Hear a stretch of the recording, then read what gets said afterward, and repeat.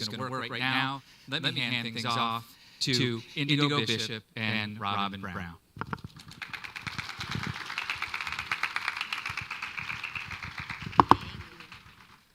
All right, how's everybody feeling?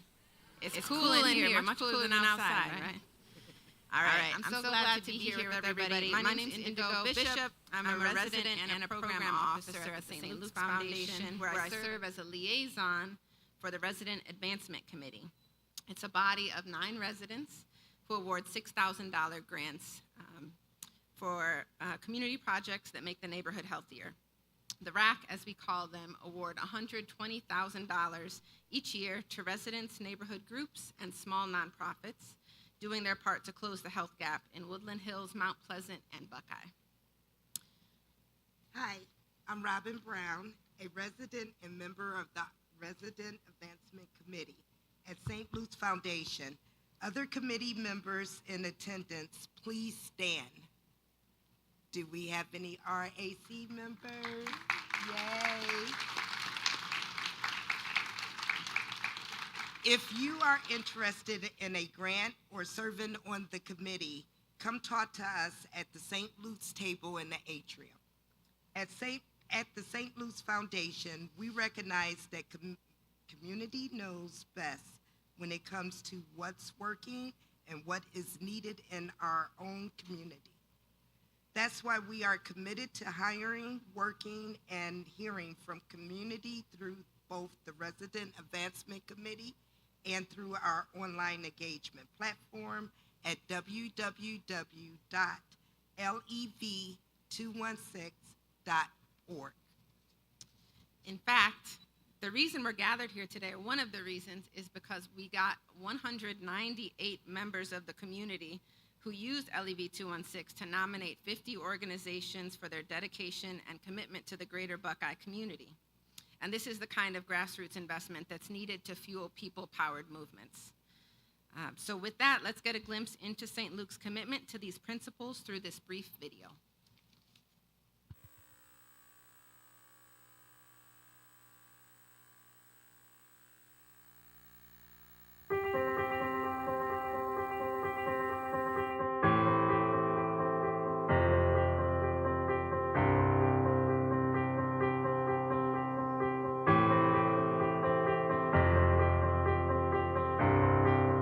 That means I want to be in unison with everybody. When I sing, I don't want to be singing by myself. A group of people coming together to be heard and support one another. Elevating the people of the community, hearing what they have to say, not just take their words, but to include them as well. To lift every voice and sing means unity and kind of coming together as one voice. It's about hearing the voices of the people that are here in this community. Oftentimes we think about the big picture and not really about the people that are actually involved or engaged in needing the services that we provide. So lift every voice means hearing everyone.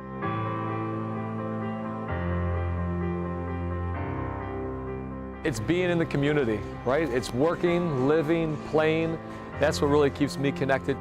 You have to sit down with the people in the community in order to hear them. I think the most important thing is that residents are involved from the beginning. They need to be included of things that need to be changed, things that need to be added, things that are of concern to them. You're going to have to take the time to talk to them, either small groups or one-on-one conversations. And I think that when you bring the community to the table, it certainly gives them an opportunity to be involved in the planning process. But more than that, it allows perhaps for there to be some longevity in the results of whatever those initiatives are.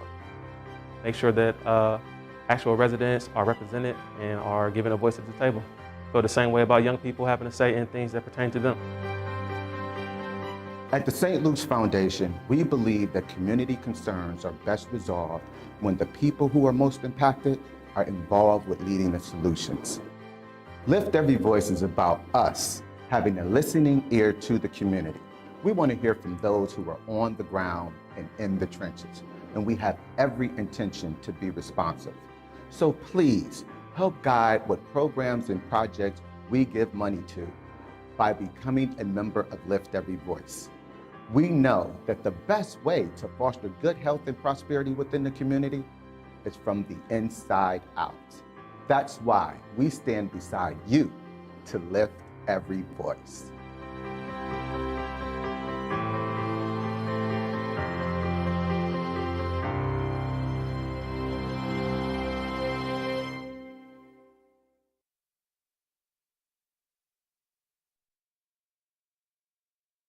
It seems appropriate to say, can get an amen for that video. Amen.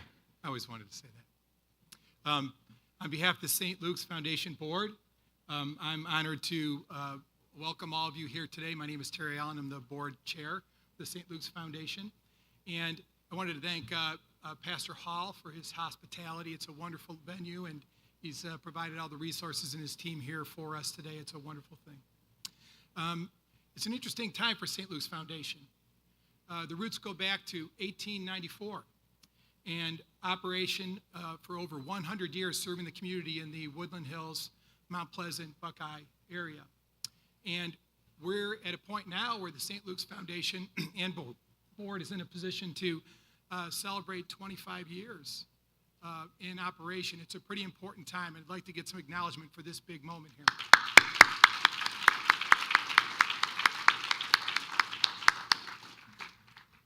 And I think now is an opportunity for us to really think about a phrase that a friend, Freddie Collier, some of you knew Freddie, worked for the city of Cleveland for a long time. He had a phrase that I always give him credit for. He would say, "Nothing about me without me." And so for me, I think that's a phrase that embodies the work that Tim Tramble has brought to this foundation. He's embraced the work. He's assured that resident voice is heard.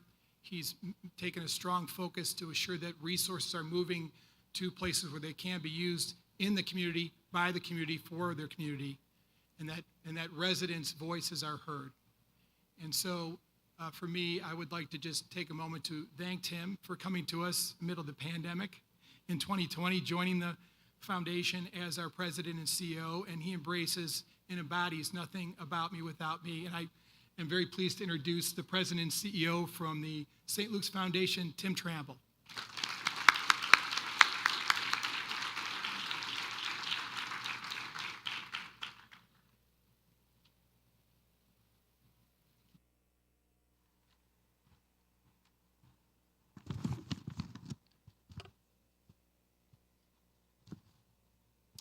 Wow.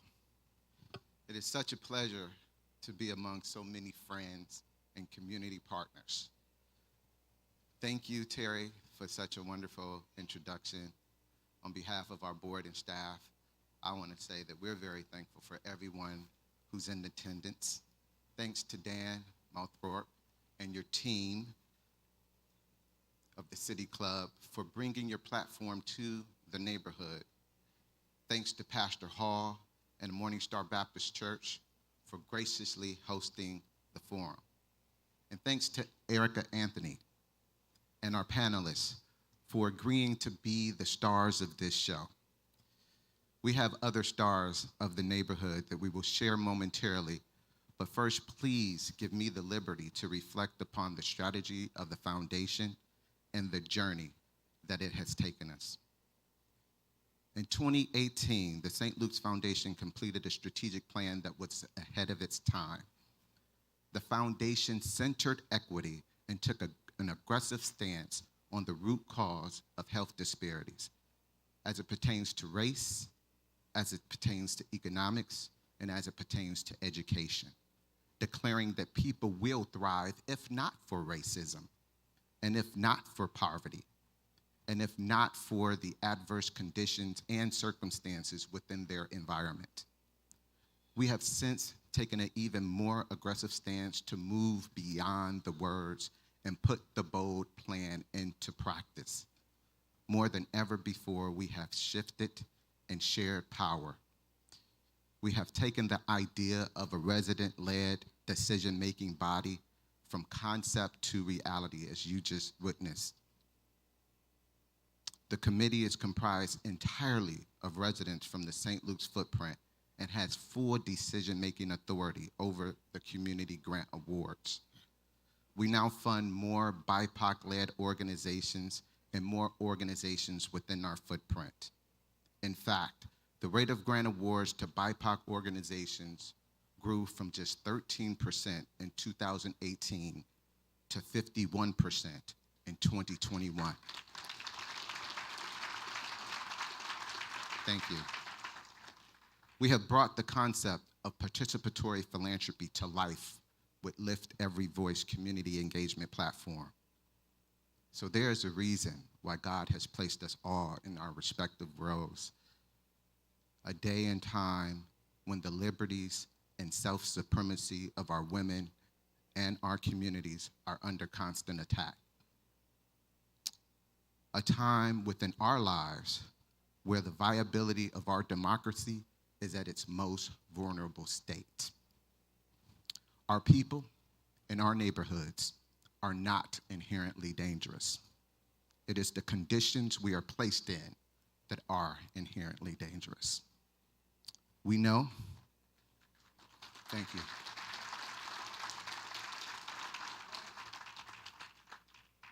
We know that hurt people will hurt people, and desperate people will do desperate things. Yet I believe that tomorrow is a new dawn of a new day where we see clearly the intent of these new laws and will have the discipline as a community to resist the traps and avoid the pitfalls, while more of us use our positions towards bending the arc of justice and fairness.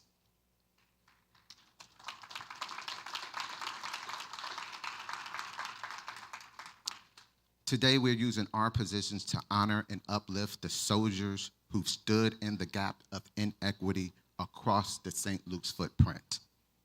Through Lift Every Voice, lev216.org, we have heard directly from community who you value as your service providers.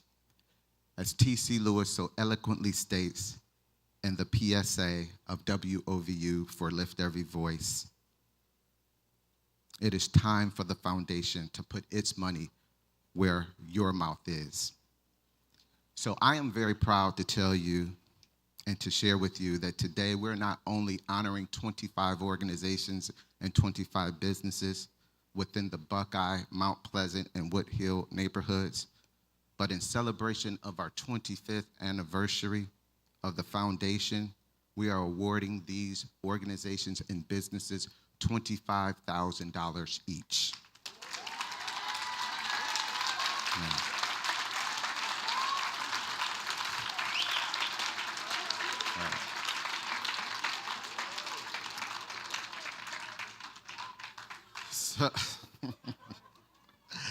So I'm sure that you all want to know the details, and we have information, and we'll outline where you can go to get that detailed information. But I will tell you that if you are already a grantee, it's simple, and you have your ACH form completed. It's simple. You will just have a deposit into your account. If you are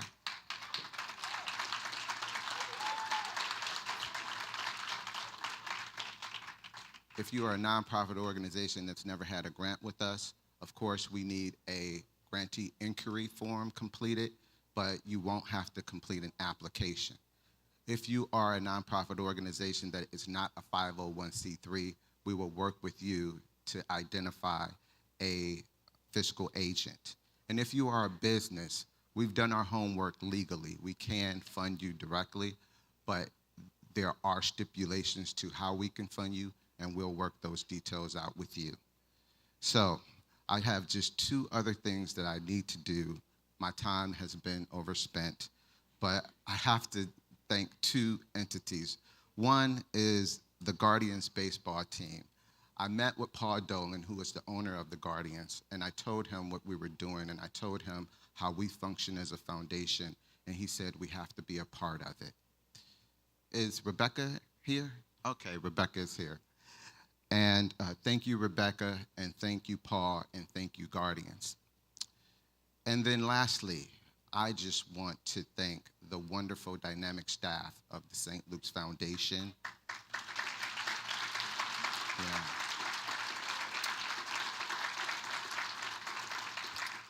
Indigo Bishop, Christy Manning, Sharon Edmonds, Devontae Dickey, Peter Witt, who was the overseer and coordinator of this. Thank you very much. Kimmeline Dixon, Bob Monatello, Dion Huffman, Jeff Sagowski, Melanie Gavin, and last but definitely not least, the individual, the dynamic individual, the savant that will come to the stage, Ina McDowell. Thank you all.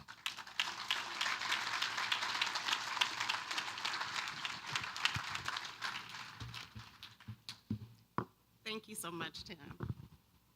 Thank you and welcome to you all. It is with the utmost honor that we present to you the recipients of the St. Luke's Foundation 25th Anniversary Grants. We kindly ask that you stand as you hear your organization's name called and respectfully request that you hold your applause until each recipient has been recognized.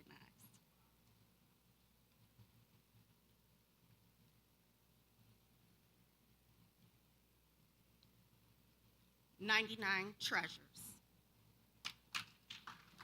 Alpha Educational Center.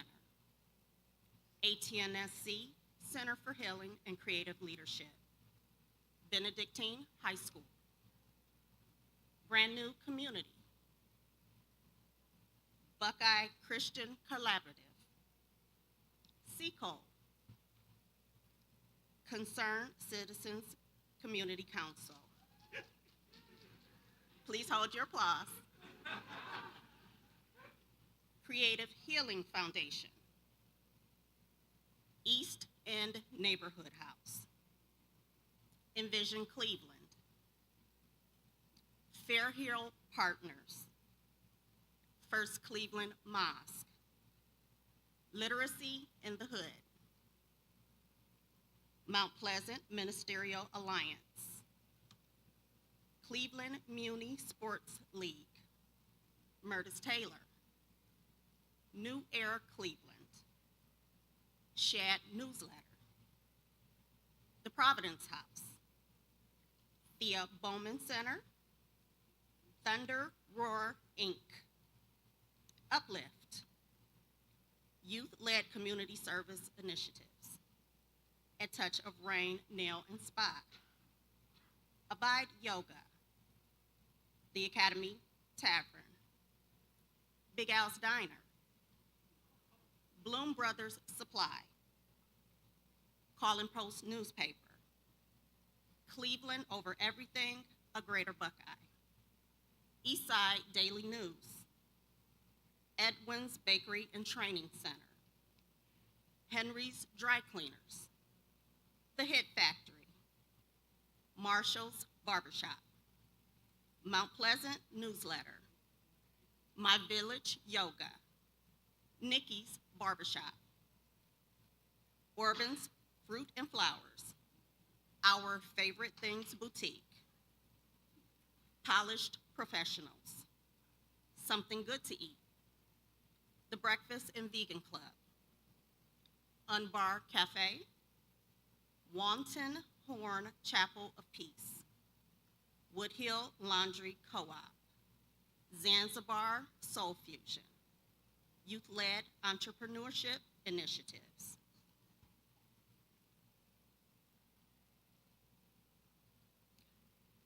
On behalf, recipients, on behalf of the community, we thank you for your distinguished leadership and continued commitment to the health of the community.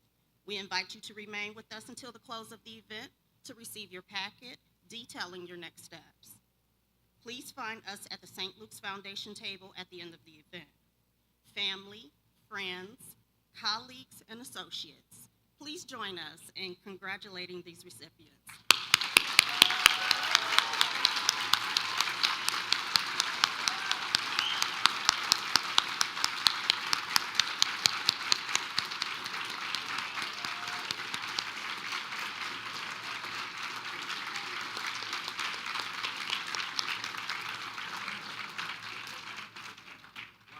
You you all may be seated. Next, it is our honor to bring Rebecca Kodish, Executive Director of the Cleveland Guardians Charities, to please join us on the stage.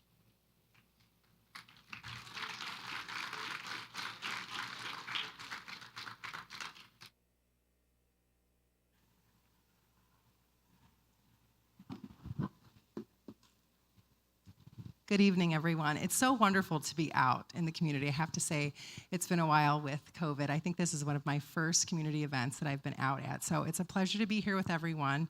And the first thing I wanted to say, just from personal remarks, is that I'm so excited about the participatory philanthropy approach that the St. Luke's Foundation is executing here in this community. It's really refreshing and wonderful. So I'm very pleased to be here and very happy to be a part of this. So thank you. I have my notes here, so I'm reading from them. So as I was introduced, I am the Executive Director of Cleveland Gardens Charities. I've been there since 2013, and in my time with the team, we've done a variety of things and supported a variety of organizations. But many of you may know that what's really dear and close to us is supporting youth baseball and youth initiatives within the city of Cleveland.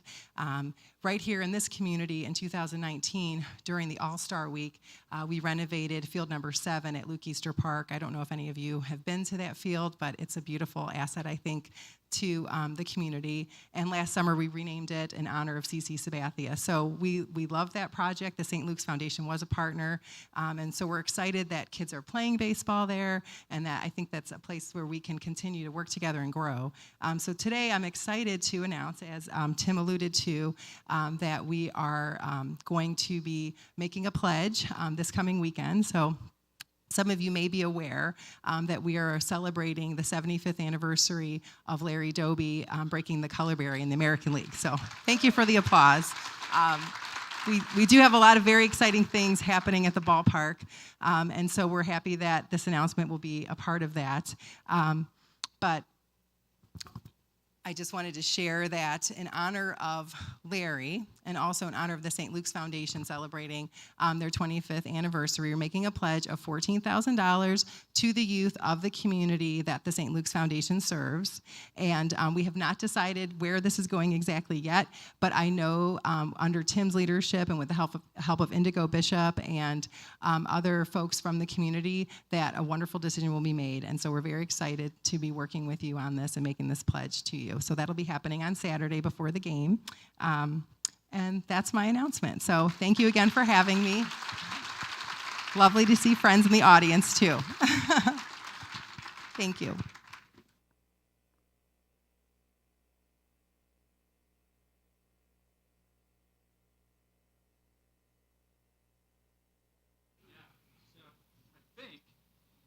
Hi, everybody.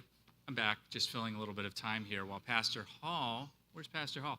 It's going to be your turn in a second. I know if I handed you the mic right now, you could fill the time for as long as we needed you to. But we're going to get our panel up on stage right now, and then we're going to get that podium down in a second. This has been super inspirational. Can we see that show of hands once again of everybody who just had their life changed a little? That's just awesome.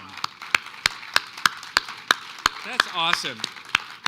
You know, Terry, I don't know if all of your colleagues on the board are here. Tim, I think most of your colleagues on staff, or I think all your colleagues on staff are here. You have done something really incredible today. And to celebrate your anniversary by celebrating so many of our community's assets and these community champions who are working so hard to make this a stronger and more just place for all. You're not just lifting every voice today. You're doing a lot more. And so everybody, please join me in thanking the St. Luke's Foundation.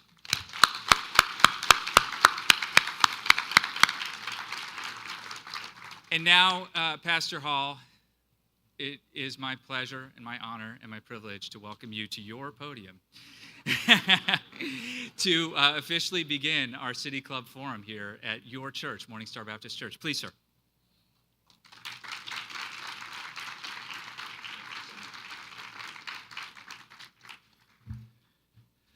I don't recall being welcomed in my own church before. In fact, I'm sure it's a good thing to know that my own people still want me in my church. Amen.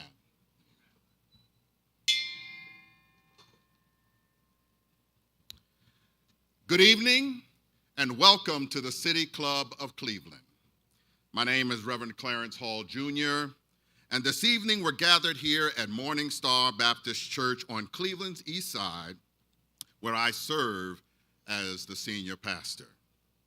It's Thursday, June 30th, and it's my pleasure to introduce this essential community conversation in partnership with the St. Luke's Foundation during their 25th anniversary. Why don't we give them a big hand?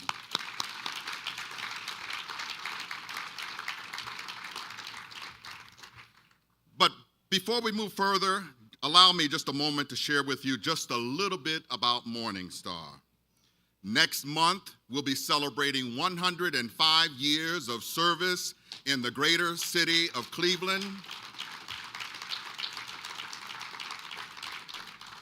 And our church is on the site of the former Quay Buick. Some of you may have even brought your cars from here, brought them in to be serviced. And ironically, the place where they used to change oil and change tires, we now change lives and change souls. And so we're honored to be here today, and we're honored that you have chosen our site to be tonight, the place of tonight's forum and this discussion that we're going to be having on change. There's growing proof that our zip code can better determine our health than our own DNA.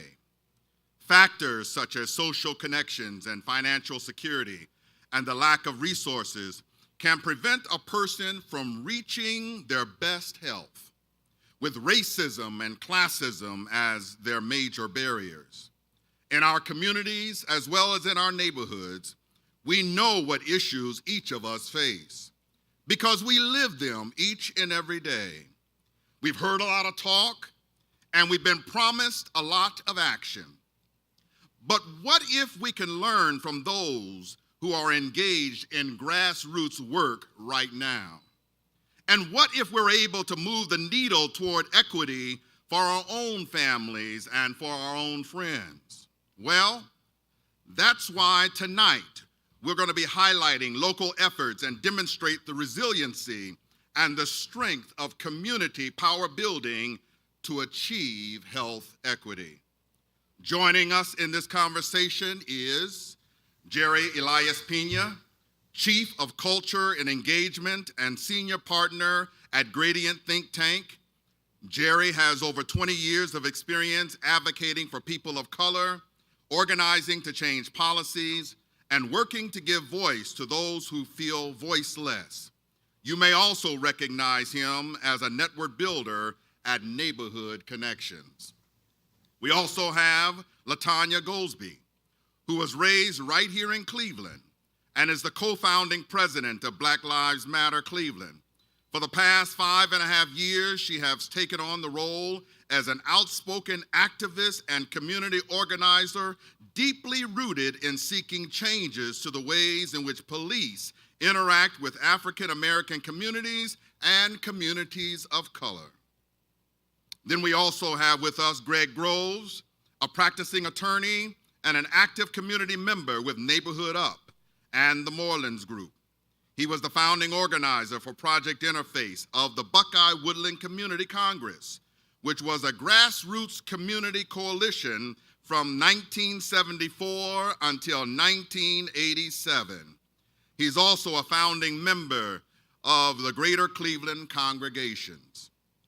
And then we also have Andrea Rodriguez, who's a member of the St. Luke's Foundation Resident Advancement Committee. Her experiences include a unique blend of academic, professional, and community projects. She has a master's degree in community psychology with a concentration in clinical services and works as a family advocate for the Centers for Families and Children. There, she provides services and support within 3 CMSD schools. And then moderating the event for the evening in this conversation is Erika Anthony, Executive Director and co-founder of Cleveland Votes. Prior to this role, Erika served as the Executive Director of the Ohio Transformation Fund and Vice President of Government Relations and Strategy for Cleveland Neighborhood Progress. If you have questions that you would like to present to the panelists today, you can do so by texting those questions to 330-541-5794.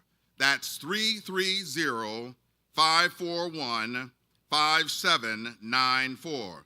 Or you can also tweet at the City Club, and the staff will try to work them into the second half of this evening's program. Community members and friends of the City Club of Cleveland, please join me now in welcoming our esteemed guests.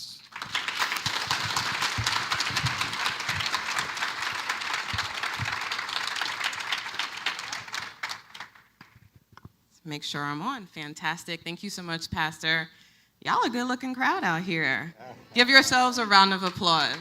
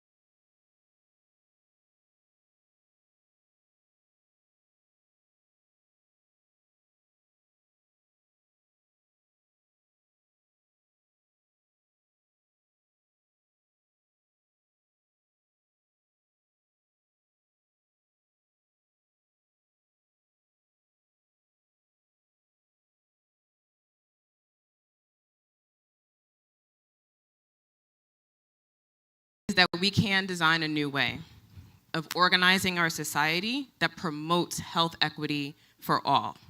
So, with that quick backdrop, I'm going to turn to the first set of questions. Each panelist will be brief because we do not have a ton of time this evening, which I know is going to be very hard for these dynamic leaders, but they will be brief. So, I will start with what may sound like a simple question to each of you, but contains many layers. What is community for you? Who's in it? What does it look like? And what does it feel like?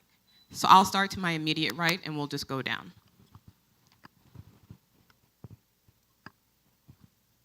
Thank you for allowing me to sit on this esteemed panel. I'm very humbled. So for community, it is what neighbors become friends, places create memories, and it has an abundance of opportunity to me. So the who is the residents that create relationships as well as connections. So do you know your neighbor? Are you communicating? And more importantly, are those relationships helping to provide assistance? So for example, if you have a snowstorm like we did this past year, are they helping you with the snowplow?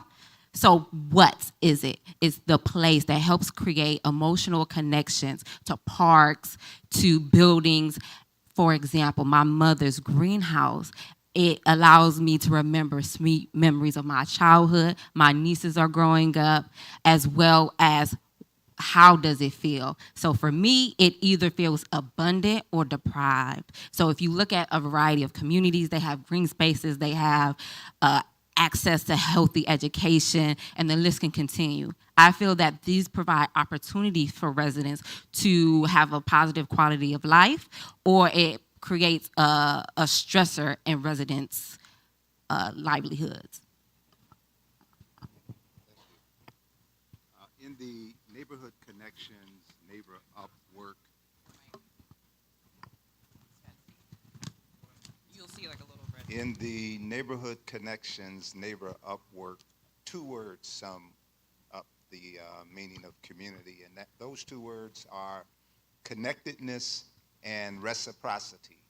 And that's connected relationships for the purpose of exchanging action, value mutually between one another for the benefit of one another.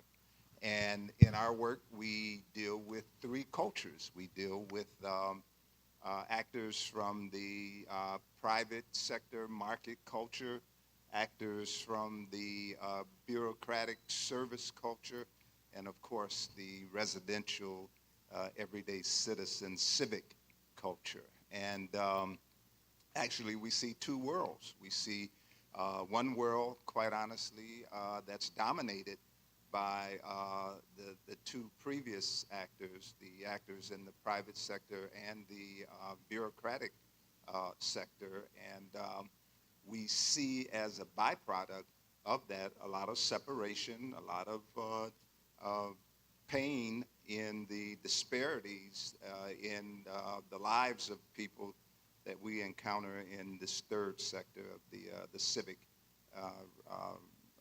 relational, everyday sector.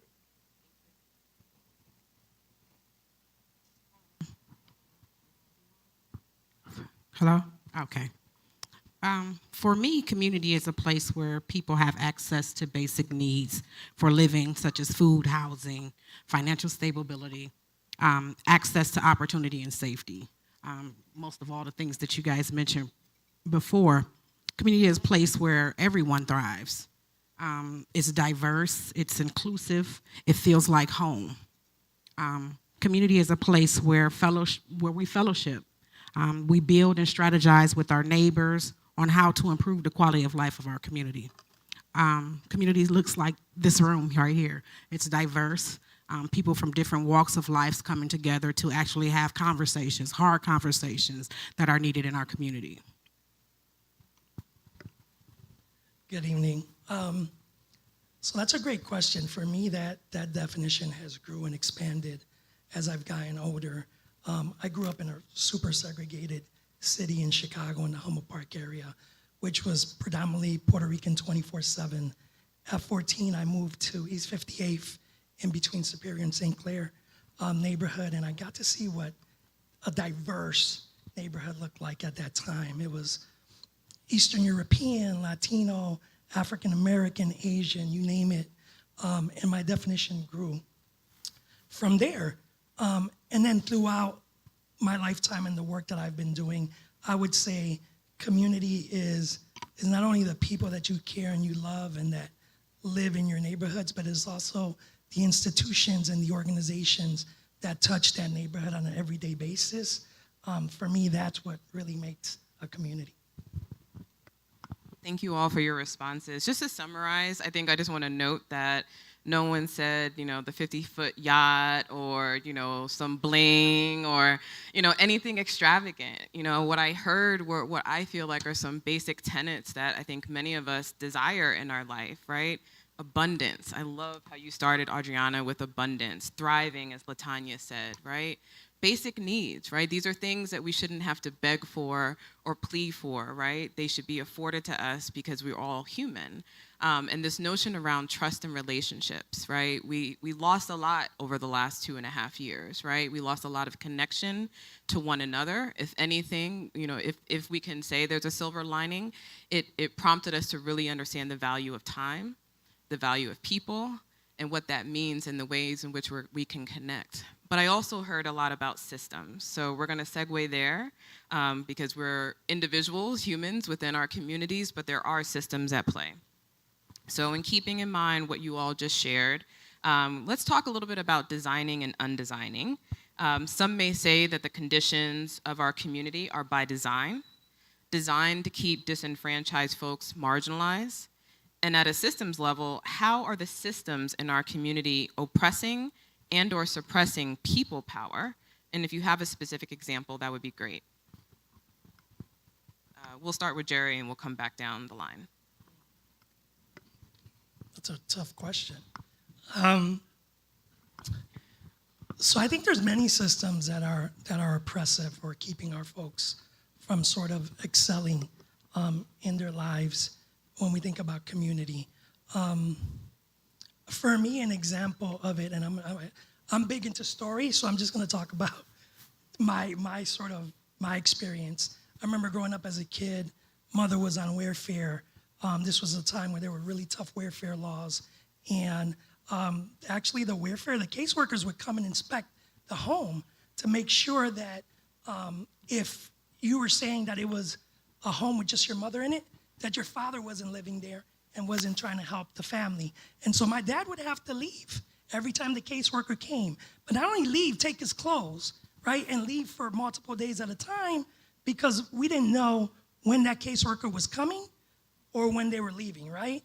And so it led to, and this is just my personal story and I'm just used to telling it, it led to my father having multiple other lives outside of our home because he just got used to having to leave all the time and not to be home with family, right? So when we talk about, especially kids of color not having their parents or their father there were laws that were oppressive and were created to keep a lot of fathers away from their home.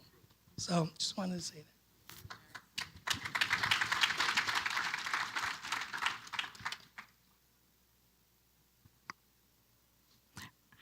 I agree. There are so many systems that keep our communities oppressed.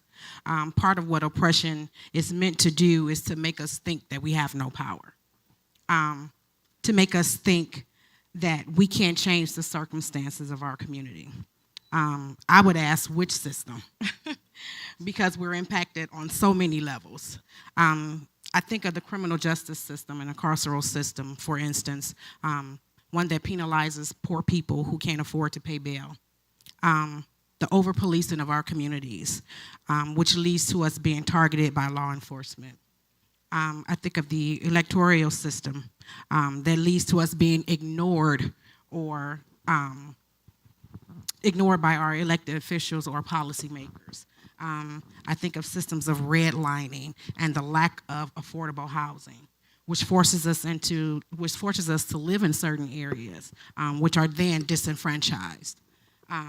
We need to focus on extracting power from institutions and historically privileged communities and reallocate it amongst the historically disenfranchised and oppressed communities, particularly communities of color and Black communities.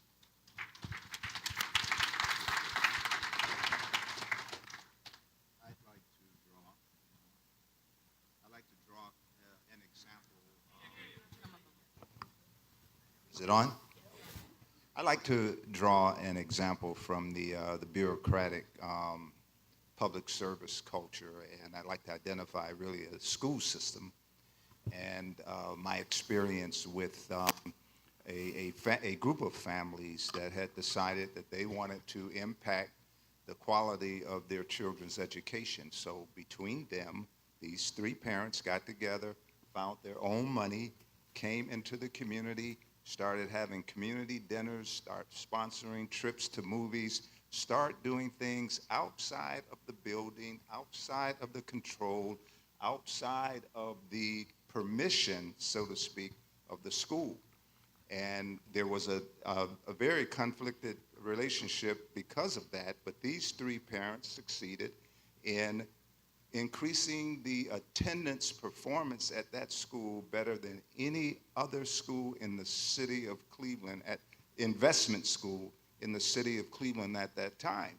And so this bureaucracy showed its true nature of its appetite to want to control and its appetite for power, and they wanted to bring that group under its control, get access to its money, and have that group come to them to get permission for the things that they did. The long story short is that eventually the group splintered because there were efforts directly aimed to split them that came from that bureaucracy, would not accept this good effect that came because it came at the expense of their credentials and their standing. And it's just the internal nature and the logic of bureaucracies to want to manage and to want to really expand its appetite for power.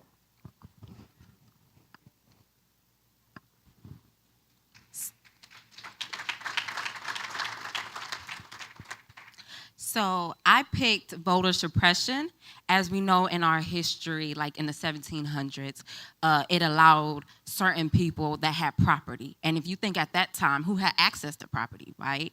And then like after like the civil rights, they had poll taxes, they had literacy tax, who again had these opportunities to even be able to read or have these taxes. And in modern day, what that looks like is closing polls in disproportionately in certain areas. What that looks like is purging voters. What that looks like is having a special election when it's already hard to get voters out. So I'm gonna put a little caveat, please vote August 2nd and again in November.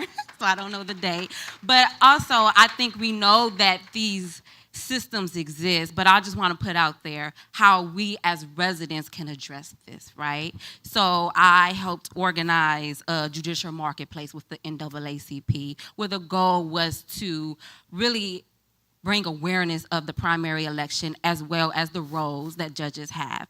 We have a resident that we just granted funds for the Youth Empowerment Series. So that's in voter engagement, but this occurs in every sector, from Robin Brown really addressing lead. And I want to give her a highlight because she is a resident that took her experiences, learned how to advocate, and really dominate that space. And another one I would like to highlight from the RAC committee is Christian Elder. She is really addressing the food disparities and really bringing young children as well as families. So I really wanted to highlight her because she is taking families on field trips. So for example, one may be the food market. Families may not have ever experienced that. So she's teaching the family how to grow their food and experiences as well.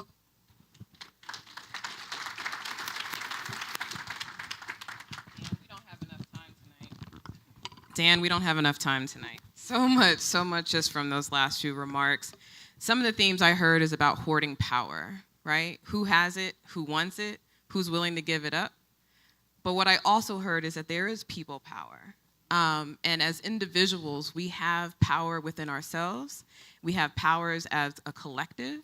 And we have to really organically figure out how do we bring together these assets in a way that strengthen one another, right? Jerry may have a skill that I don't have, but like Jerry and I are homies. So I don't necessarily need to gain that skill, right? But I can work in partnership with him just as I could with anyone on this stage. We as individuals have tremendous power, and systems are made up with people, right? At the end of the day, right? They're made up of people. But what I also heard is that there needs to be accountability, right? Whether I am a resident advocating for a specific issue or I'm an elected official who's representing a specific ward or a district, there has to be accountability. And it goes back to the first answer, which is that has to be grounded in relationships and trust. At the end of the day, if that's not the foundation, then we can't advance together or try to undesign some of these systems. So we're gonna go into some individual questions that we discussed a little bit beforehand. So I'm gonna pose this first question to Greg. Before the forum, we chatted a little bit, and you mentioned that your work has been focused on addressing chronic levels of disengagement and its relationship to basic necessities needed to live. Despite some of the systematic barriers we just discussed, what are some of the creative or innovative ways you've been able to provide on-ramps for community members to get involved, and how have you been able to sustain this? Okay, good. With the neighborhood connections and neighbor up work, in a word, the innovation is network. And if I use a few specific words, it's actually community network organizing.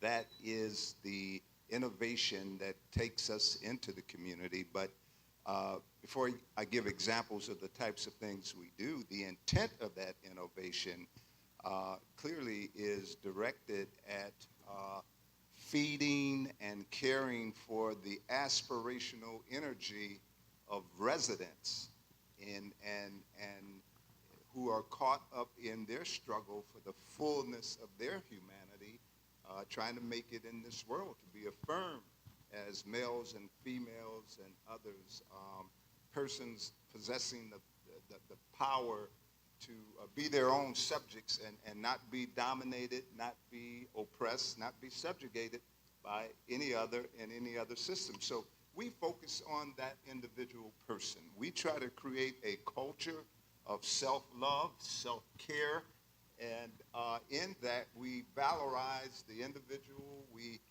protect and we heal the individual. That is our logic. We are about people. We are about the humanity of people. And so in that, then, we create intentional community spaces, and we have a whole set of practices centered around getting into your spirit, your soul as an individual, and unleashing what's in you, what you were created. You were created to be an adaptive, evolutionary person, and we tap into that, and we know that we can tap into that and bring out the creativity that creates the type of new relationships that we know will be needed to cross over lines of class, lines of race, gender, geography, generation, and so we feel that with that focus, we unleash an innate energy that's missed. That's missed in these other efforts out of these other sectors, and I can give you a list of the community. We're going to move on and try to grab some examples next. I'm realizing the time is going much faster than I thought, but thank you so much, Greg. Okay, thank you. Next, we're going to go to Latanya. Latanya, you have talked so much about the importance of thriving, not just surviving, as it relates to the organizing work that you've done. Can you please share how you've been able to do that, how you've been able to capture that spirit in your organizing work, and also if you can elevate what some of those practices may have been through the successful passage of Issue 24 last November?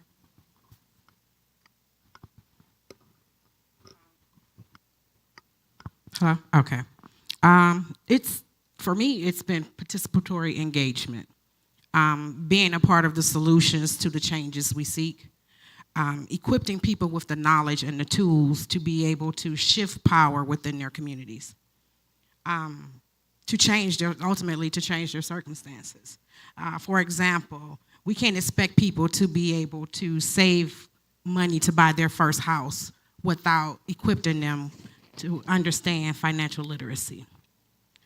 So for Issue 24, which is now Charter Section 115, we knew that we had to build a community coalition for collective community power, centering the voices of those directly impacted.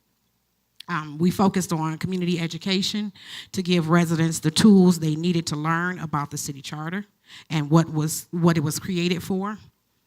We informed them about the terms of the consent decree and what it meant for the city of Cleveland to be under the DOJ's supervision. And then lastly, we went out into the community and we spoke to people about transformative police reform and to imagine what civilian oversight would look like in the city of Cleveland. So actually going out and having pop-up picnics in the park, knocking on doors, phone banking, having those conversations with people in the grocery store, whether in the nail salon, the hair salons, meeting people where they are in the community and bringing them into the movement and the work and the changes that we want to see within our community. Thank you so much, Latanya. Mr. Pena. I'm sure you can resonate much with what LaTanya just shared. You also have done some deep relationship building and canvassing in our community and know what it means to affect change through power building. Why is it important to build and shift power, especially for those that are currently holding power? And what can community members do to support these efforts to shift power? That's a great question. So I think it's important that, so there's a couple things. I always say this is the secret sauce, right? At least my secret sauce. One is, again, deep relationship building, building relationships with folks on the ground in community and institutions that can really move some of this work forward. Two, trust, right? A lot of times folks come into our communities, we don't know who they are, we don't know what they want, but they don't take the time to really build that trust that's needed in order for us to do good work together. And then I think three is accountability, like holding those organizations and institutions who are in your community who say they want to help the community accountable, right? And holding yourself accountable as a resident and as somebody as in the community that really wants to create that change, right? And so making sure that, I always say, it's easier to get in through the front door than through the back door. And in order to get into the front door, people got to trust you and they got to open that door for you. So. Thank you so much, Jerry. All right, well, last but certainly not least, Adriana, I would love to hear, I've heard you talk about your ecological approach to community building.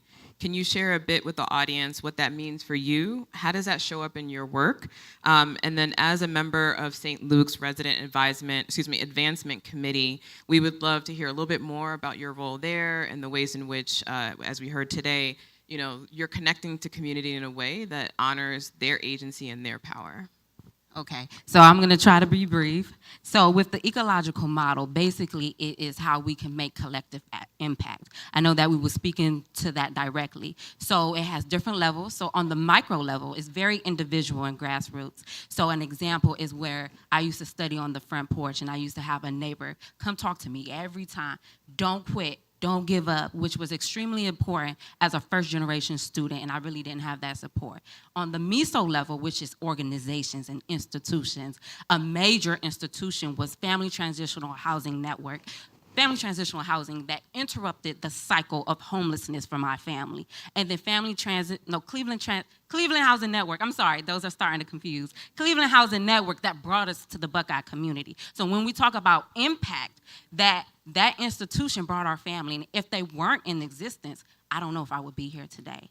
And then we talked about how in the institutions, individuals can make an impact. I have a specific teacher named Miss Barnes. She was my math teacher. And I went to her and I asked her if she feels that I am college material. She stopped everything she was doing. She looked me dead in my eye and she told me, baby, you gonna make it. After that, I pursued to go to the guidance counselor's office and I applied to all the schools that was in my guidance counselors. I was very uncertain, but for a variety of them, I was rejected. And then the ones that I was accepted, I was placed on academic probation. So this is going to the macro, I promise. A concerned citizen in 2008 decided to take the office of mayor. And he gave all my class scholarships to Tri-C. And I said, if I'm gonna do the college thing, baby, I'm gonna do it free, right? Because I don't even know what's going on, right? So all of a sudden, I made straight A's. So this really helped my worldview, and that we all can make an impact, that we all can impact our communities, and more importantly, that relationships matter. So I think the point of this forum is to encourage each and every one of us to get engaged in our communities. I know that if I can have that impact, you can have that impact, and that's how we start these movements, right? For me, equity is providing safe and healthy communities so we can self-actualize, we can reach our potential, we can pursue our dreams, and we can make our mark in our communities and society.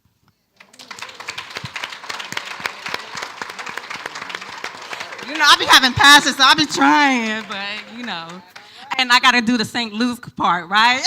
Yes. So St. Luke's, I was very interested in this major institution that basically sits in our backyard. I wanted to see how the philanthropic field worked and how we can leverage these resources, especially on the macro level. So they supported like the judicial marketplace, which is really with voting initiatives, as well as a variety of other projects that help create the community we want to see. Y'all are on fire. I know that's right, baby. I don't know how much time, so I'm looking to my friends at City Club if I could squeeze in one more. And just to summarize, I think what I heard, just to elevate for everyone, healing, right? There's a lot of trauma that we may experience as individuals and our communities have experienced, and really understanding the baseline of trust, accountability, and relationships, as both Jerry and LaTanya talked about, that's part of the healing, right? And I think the other notion that came to mind as I listened to each of you is that this work needs to be transformational, not transactional, right? We know what a transaction looks like, and no one likes it, right? So we have to be cognizant of that when we need to take time, right? Relationships take time, and we don't want to have anyone ever feel like they're being pawned upon or just attacked in a way that is just self-serving. So it's really important to take that time. All right, I know it's gonna be hard, but one last question. We have an amazing audience here in person as well as listening to us through live stream. I would love to end by just hearing, what is one of your most memorable community power moments where you felt most proud and really felt like you connected community? And if you have an example of what someone could do today, tonight, tomorrow, I would love to hear that as well. All right, so in 2013, I was in Florida, and I was working on immigration justice rights. We thought that there was gonna be a pathway to citizenship for undocumented immigrants in this country. Worked really hard that year to try to pass legislation. And I remember being in the car with 4 of my community leaders I was working with. They were about 60, 70-year-old ladies who were undocumented, but woke up every day in this country wondering if they were gonna send them back or send their children back. And I remember I got a call from one of my colleagues in DC, and basically the call went like, we don't think we're gonna pass this. You gotta let folks know. We have to pivot and figure something else out. And I remember taking that call, and I was so ingrained into this campaign with these women. We just had a march from like Orlando to Tampa. It was like a 7-day march where we walked, for their rights. And so I started crying, and I was like, I don't even know how I'm gonna tell these folks. And I remember one of them said to me, Jerry, what's wrong? And so I told him, and basically she started laughing. And she was like, Jerry, I wake up every day of my life knowing I'm gonna fight for my rights and for my children to stay in this country. Another day, another year is not gonna change this fight, and it's not gonna change our view of why we wanna be citizens. And so what that taught me was that when people are in this and when people want real change, it doesn't matter what happens. That change is eventually gonna come. And so, yeah. Basically, she said, buck up, Jerry. Buck it up.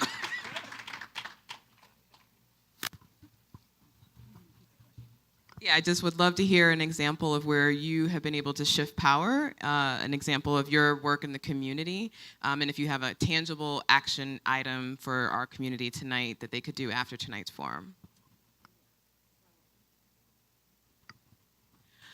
One of the scenarios that come to mind was when we were out campaigning for issue 24. We were doing some early voter registration, and we were down at the Board of Elections getting folks to do some early voter turnout. And a guy he had just hopped off the bus. He was engaging in conversation with the folks because he wanted to know what we were doing out at the Board of Elections. And so we were explaining to him what issue 24 was and why we were there. And he wanted to vote for it, but he was under the impression that he couldn't vote because he was a felon. And so and we was like, no, that's not true. You definitely can vote. And so sometimes we may have to take folks by the hand and lead them to where they need to be in order for them to stand up on their own 2 feet. And so that resonated with me, because this is a person who had done his time and who felt like he was returning back into his community, but he was not, receiving the full benefits of a participating community member. So he felt like his vote didn't matter because he was formerly incarcerated or has just been released from prison. But we took him in, got him registered, and he voted that same day. And he voted for issue 24. Come on. Yes. Well, you just opened the door, so we got to make sure our audience here knows Absolutely. that if you are in the state of Ohio, it is different state to state. So if you are here in the state of Ohio, the only time you cannot vote is if you are currently incarcerated in a federal or state prison. If you are at the county jail awaiting sentence, you can cast your vote. If you are at a halfway house or a community-based correctional facility, you can vote. So if anybody wants to talk, I know Latanya and I know, and really everyone on the stage knows a lot about this, but that's an urban myth, right? And that's intimidation, because the notion is that because I have this prior conviction that I'm unable to engage in this way. So make sure you all pass that word around. Greg? Well, hello. Yes, I could go back to the 70s and talk a little bit about the Buckeye Woodland Community Congress, or I could stay in the present time and talk about neighborhood connections, and I would choose to stay in the present at this point. I think that we're on to something very special in our efforts at providing the dozens of on-ramps and opportunities to engage a community and strengthen and reweave the social fabric of a community. And we have a history of because of how we've been situated to put millions of dollars in the community for projects that community improvement, neighborhood improvement projects by everyday residents. We have put millions, 12, 13, I don't know how many millions over the years in that regard. And we are also networking and bringing them together in networks. And I think we have the opportunity to amplify that work and create something that brings thousands into the game of civic life. And I'm just excited about the work going forward in that regard. Thank you so much, Greg.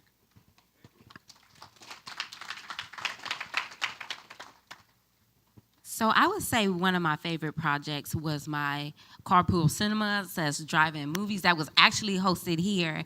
And that came about because a parent of mine had addressed that we was in shutdown at that time. They was experiencing social isolation as well as mental health concerns, right? So I thought that was a way to combat that issue, as well as co-occurring issues such as voting, census. We gave away books which focused on literacy, especially with being remote. We had the police officers attend to help bridge those relationships with safety in residents, right? So I think that is a way that you can have an issue and address it. So movements or engagement can be from very big to very small, and you can still have an impact. 100%.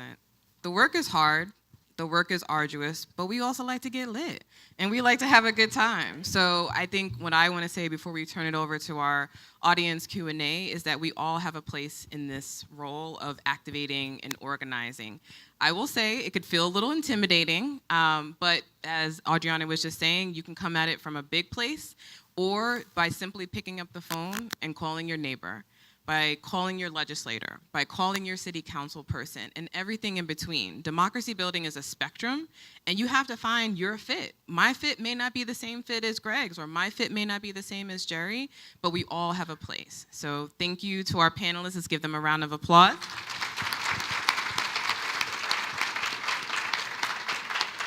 And thank you all again for joining us this evening. So we are about to begin the audience Q&A. I'm Cynthia Connolly, Director of Programming at the City Club of Cleveland. And if you are just now joining us on the live stream at cityclub.org, we are listening to a conversation on community power building at Morningstar Baptist Church on Cleveland's east side. With us is Jerry Alias Pena, Chief of Culture and Engagement and Senior Partner at Gradient Think Tank. We have LaTanya Goldsby, President of Black Lives Matter Cleveland, Greg Groves, attorney and former member of the Buckeye Woodland Community Congress, and Adriana Rodriguez, member of the St. Luke's Foundation Resident Advancement Committee. Moderating the conversation this evening is Erika Anthony, Executive Director of Cleveland Votes. We welcome questions from everyone in our audience, City Club members, community members, students, and those joining us via our live stream. If you'd like to tweet a question, please tweet it at the City Club. You can also text them to 330-541-5794. That's 330-541-5794, and our staff will try to work it into the program. For our in-person audience, if you have a question, please line up behind the microphone in the center aisle right here. Please keep your questions brief and to the point so we can get to as many as possible. Once you finish your question, please take your seat so we can keep the aisles as clear as possible. Working the microphones today is Amber Smith, City Club staff, as well as Micaiah Murray, our City Club intern at University of Chicago. May we have the first question, please? I think we have one heading up to the microphone right now. Good evening, everyone. This was interesting, to say the least. I'm Marilyn Burns. I'm a Wood Hill Homes resident, have been a resident there for 20 years. I'm a community leader and advocate.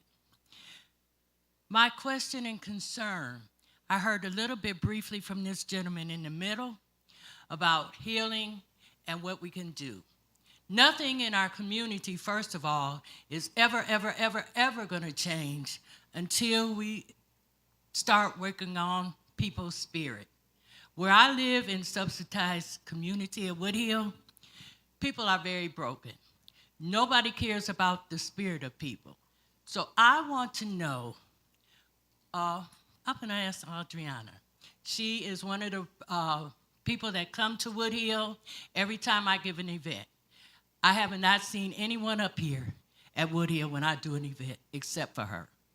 So my question is, what kind of approach would you use first to deal with a woman's spirit who is totally broken and has 4 children?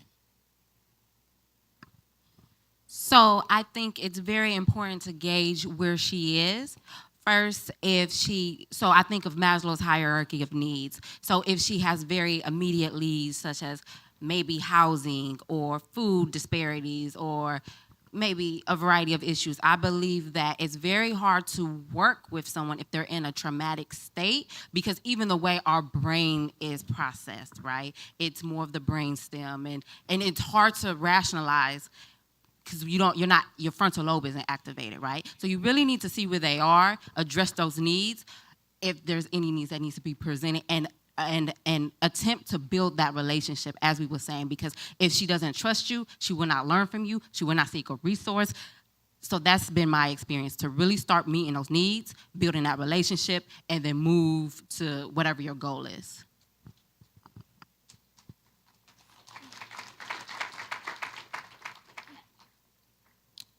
So my name is Derek Smith Jr. I'm the founder of Boys Do Read, and I have a question too.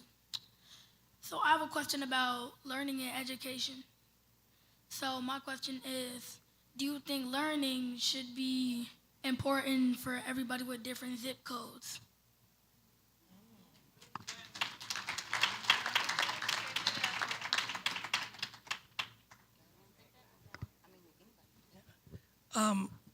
I can start, and then if folks want to jump in.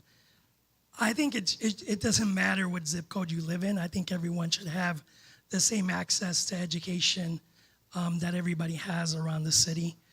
As someone who grew up in an impoverished community and had an opportunity to go to school and really gain from being in those institutions, I think everybody should have that opportunity.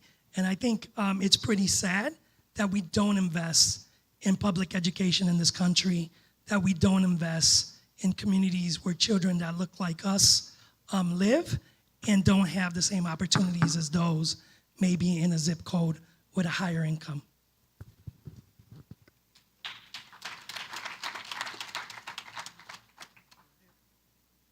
Hi, I'm Veronica Thornton of V's Consulting, and I have a question about collaborations.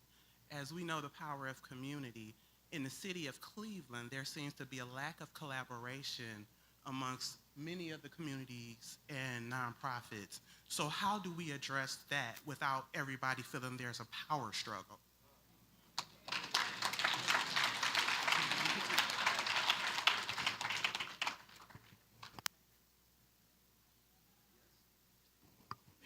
Great question. I think that's a question of leadership within the sectors that compete. You do have the private, there is the private sector, there is the bureaucratic sector, and there is a power struggle in that. So it comes down to someone with the standing or a leadership group with the standing that could convene and cut across these multi-sector areas, and that's a part of a model that collective impact attempts to do, and I've seen some efforts underway or at least started in our town that had that collective impact, that convening of people and actors across the sectors, and ultimately we're still going to have to learn to operate and function at that level to deal with the complexity of the problems that we're challenged with. So it's a need, and I trust that the leadership will emerge. How you doing, everybody? I'm just a resident of Cleveland and a volunteer organizer about the issue of lead poisoning. I studied a lecturer and scholar by the name of Steve Coakley, and he talked about how black fraternities and sororities, it was like an elite division of black sororities and fraternities that were actually commissioned to oppress black people from the black front. You know what I'm saying? So how much do fraternities and secret societies play a role in your organizing activity? Just a question. So I'll answer that question. So I would like to say that I'm a member of Zeta Phi Beta Sorority Incorporated, which is a part of the Divine Nine. And we do a variety of initiatives that try to uplift and empower the community. And if you understand the history, especially on college campuses, we were very limited in numbers. So we had a collective bond, right? And that's how we organize. So each individual organization has their different initiatives. But if you would like to learn more information about Zeta Phi Beta Sorority Incorporated, please feel free to contact me. Well said. Peace, family. I know most of you all on the stage. I've done work in the community with some of you all. Thank y'all for y'all dedication to the people, as well as individuals and other organizations that are here. I think this really speaks to the perseverance and resiliency of black people that face all these different barriers, and we still have the wherewithal to fight and stand up, and not only for ourselves, but for the next generation that's following us. So I'm thankful to everybody in this room. My question, and I mean, I really don't expect a logical answer, but in terms of some of the things that we're facing, that we have been facing for centuries now in this community, it's like the moment we get our heads up above water and we get a little bit of progress, there's another barrier, and then another barrier stacked on top of that barrier. So my question to you all is, honestly, do you feel like there is justice or a sense of us prevailing within this system that is not broken, but working actually precisely to keep us in the position that we're currently in? Do you feel like there can be reform, or that this entire system must be dismantled and a new one built?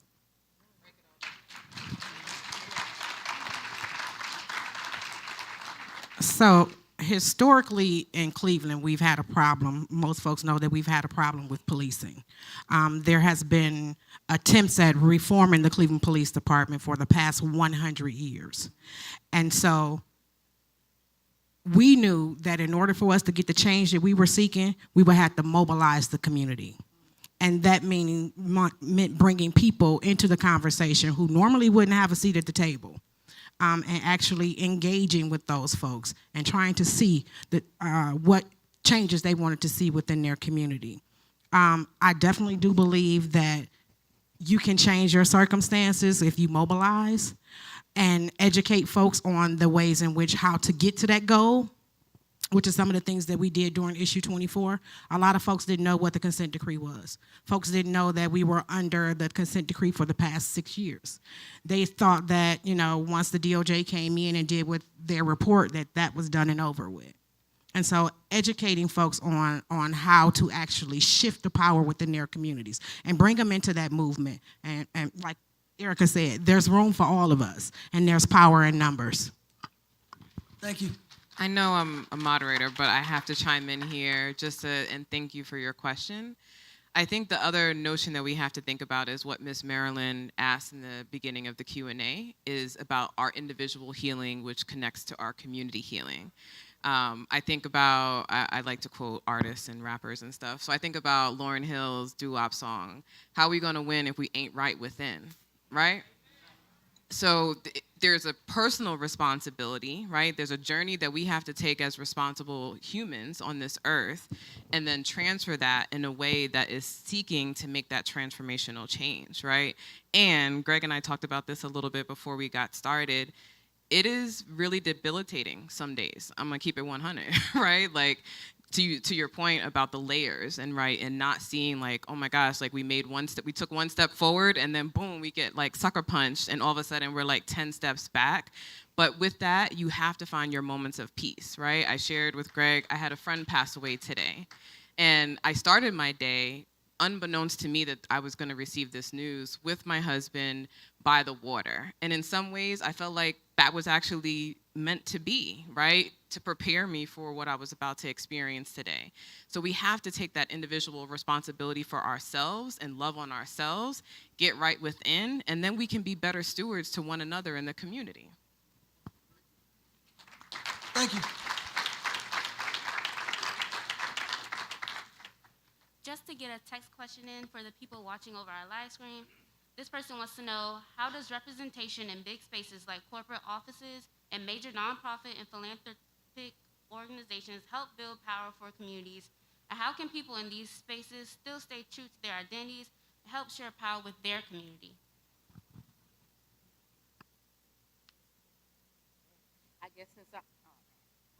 I guess since I'm on the Resident Advancement Committee, so I think that Mr. Trumber has done a good job with trying to create voices and have seats at the table to review various proposals and really see if it's a good fit for our community. And I personally constantly try to challenge St. Luke. So I looked on the website and said, oh, I have an idea. And, strategy 2 on your website says that you advocate for policies. Well, I got a judicial marketplace, right? So I think it's being aware of the organizations and what their mission and their values are. And as you can say, as hold them accountable, right? So how can you hold them accountable if you don't know?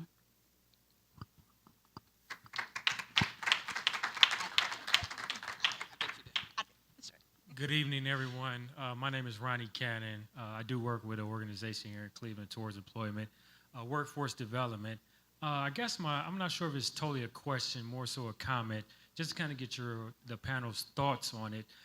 Tough conversations, right? How do we go about having tough conversations within, almost to what you were saying, Erika? How do we have that tough conversation with ourselves to build our community? Long gone are the times where we talk about you get your butt whooped from this house, this neighbor on up the street. Like, how do we have that conversation, panelists, amongst ourselves where we got individuals skirting or burning out rubber on the middle of the street? That's my brother. That's my brother that's doing that. How do we have that conversation to tell my brother to stop doing that? Or my brother is down throwing garbage on my street and everything. How do we have those tough conversations? Thank you. I could jump in really quick. So Greg talked a lot about the Neighbor Up Network. I'm a network builder within that network. This past Monday, we had a neighbor up meeting, 50 residents from around the city showed up and started having those tough conversations, right? And we created space for folks to think those conversations through. And so I say all that to say that we'd love to have your neighbor up, but also we have to create space for those tough conversations. And we have to do it in a way that really helps people not only have the conversation, but begin to heal from that conversation, right? And so I say that to say that we just don't want to open up space anywhere. We want to make sure that it's the right space, the right people are in the room to tend to that trauma, and that we're able to give folks an opportunity to begin to heal and have those tough conversations. Good evening to all the people, and good evening to the delegates. And this question is specified for all of y'all. So, I came in late, so pardon me. A couple of my comrades is here, so I may be asking something that y'all might have already went over. But I want to know, because a lot of times when we speak about things in the community or community issues in general, we speak from a perspective of whatever class we may be related to in that moment. And I think that's kind of unfair. A lot of folks go on the news and they speak about things and they ain't even been to none of these places for the people.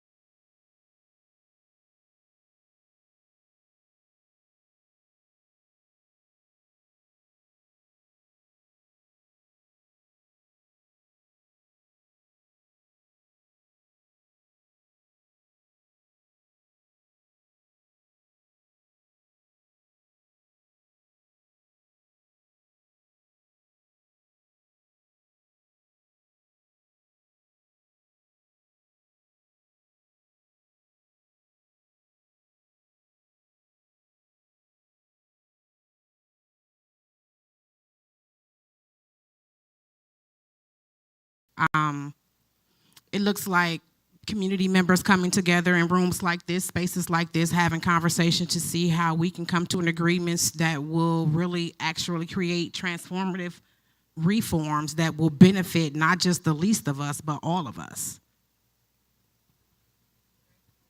Yeah, I would say that you have to be in some form of a power identity in order to get into that power arena that you're trying to control.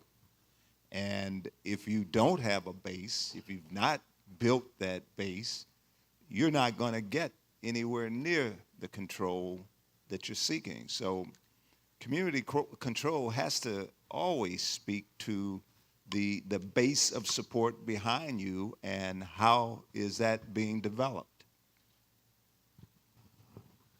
So I guess for me, community control is building relationships within the community, really understanding each other's experiences as well as your strengths so that you can assign tasks and really mobilize and create that energy for your movement. It's really amplifying voices.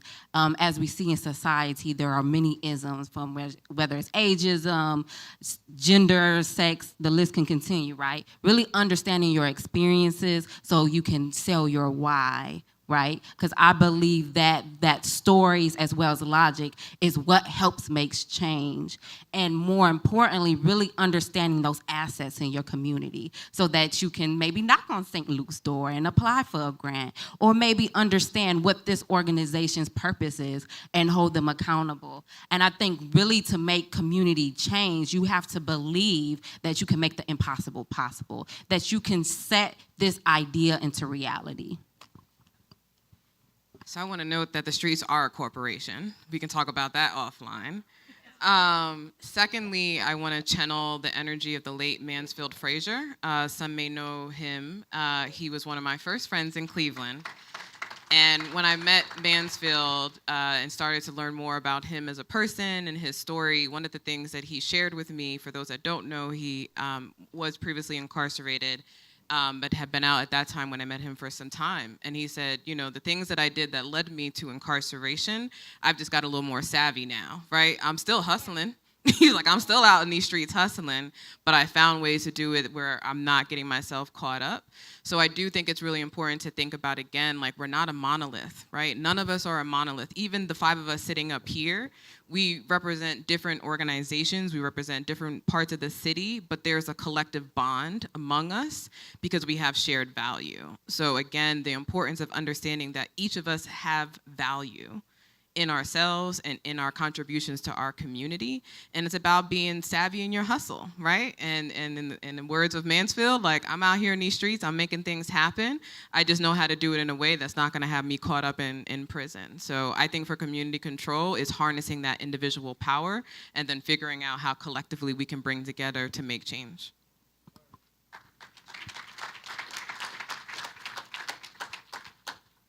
Good evening, I'm Ashley Evans, and I'm here this evening representing a couple different organizations. I am a member of the Resident Advancement Committee of St. Luke's. I'm also a member of the Woodhill Community Co-op.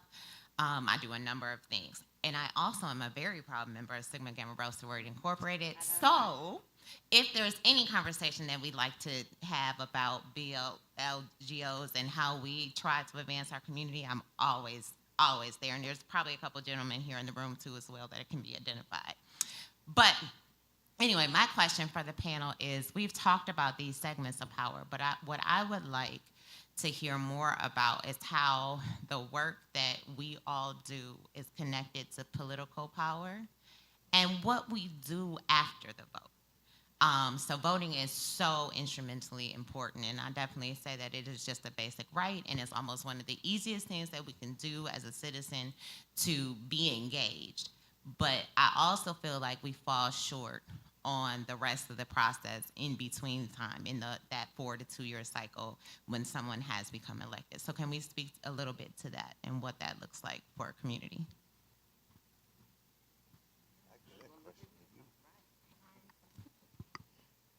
So I would say that, you know, you have to stay engaged.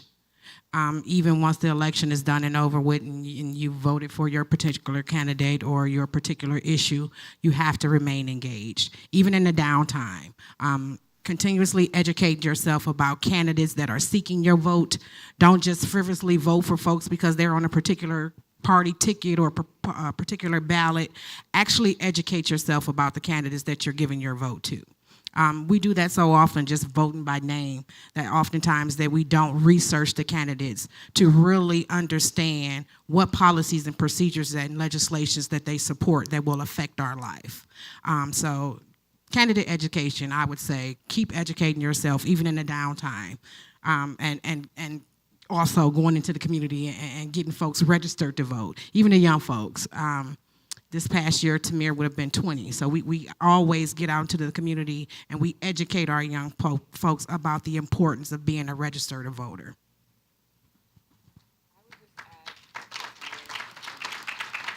I would just add, if you just take 5 minutes after tonight's forum, whether it's walking to your car or sitting in your car when you get home, think about the course of your day. The course of your day, there is not one part of your day that's not impacted by democracy.